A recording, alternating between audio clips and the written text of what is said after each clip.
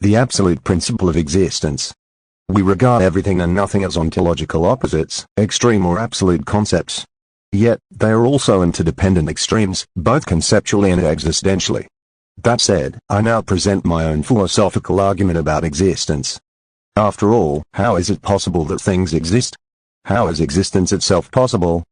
Seeking a timeless logical origin, we understand that for everything to exist, nothing must have existed.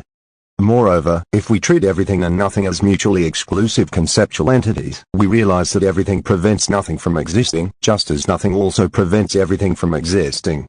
Therefore, by extension and linguistic construction, we conclude that nothing would prevent everything from existing. Here, nothing exists as nothing, or in that mode, representing absolute non-existence. Thus, although it signifies no thing or not anything, it also signifies something, it becomes something in existence.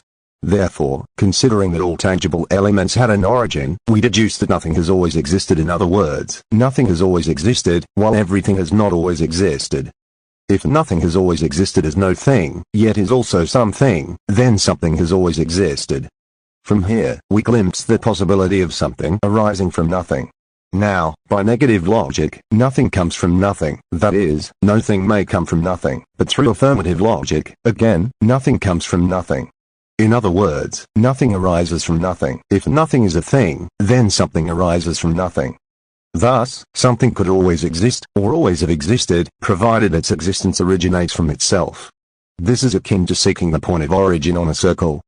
Therefore, if something arises from itself, then it both has always existed and has arisen from nothing. Continuing with this logical semantic interplay between everything and nothing, we reach another important conclusion. It is precisely because everything now exists that we can concede the possibility of the existence of nothing. In this way, everything enables the existence of nothing. Put differently, everything produces nothing. Likewise, it is through the conceptual existence of nothing that we are able to conceive of everything. So, nothing also produces everything. This brings us back to the conclusion of the possibility that something may be produced from nothing. But how could this be possible? Causal reflection again led us to seek a why, either an initial motive or primary cause, or as a final goal or purpose. However, perhaps the most logical question to ask is not, why would something arise from nothing?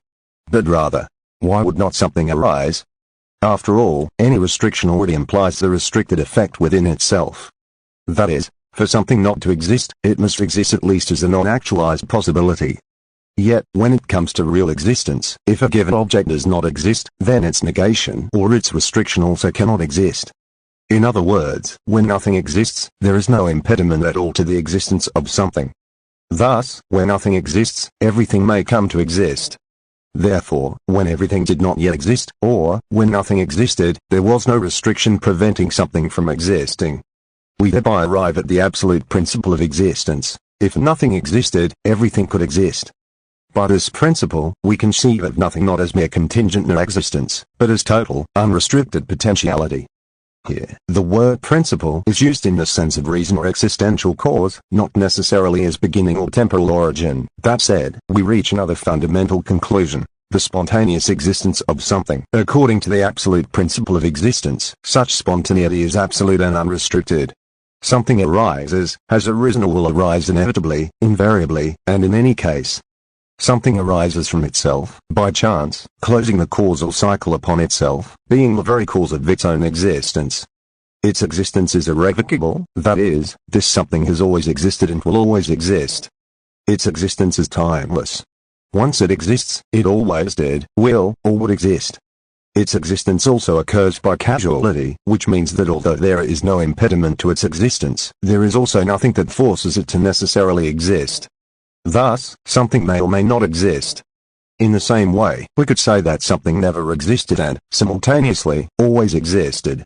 It would not even be illogical to state that this something both exists and does not exist at the same time. Of course, any consideration of the possibility of its non-existence becomes meaningless at this point, since this something exists, and everything now exists, being bound to its existence. We human thinkers only exist because something exists and already existed. In short, we conclude that something has always existed, having its causal origin in itself. And this something exists, or comes into existence, simply because there is no restriction or impediment to its existence.